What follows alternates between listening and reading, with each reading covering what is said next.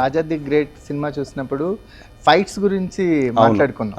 Raja the great చూసినప్పుడు చాలా ఎక్స్ట్రాడినరీగా డిజైన్ చేశారు. ఒక బ్లైండ్ మ్యాన్ ఫైట్ సీక్వెన్సెస్ ఉంటాయి కదా, వెరీ అంటే చాలా టఫ్ యాక్చువల్గా.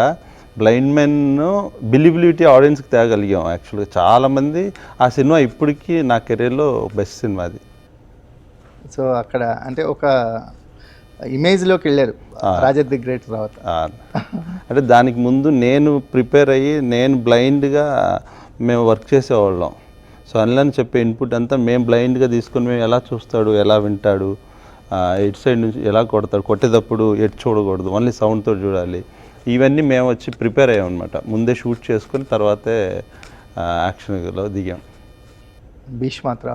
భీష్మ చాలా ఉన్నాయి. భీష్మ తర్వాత F2 F3 తర్వాత క్రాక్ చేశాను, చాలా చేశాను.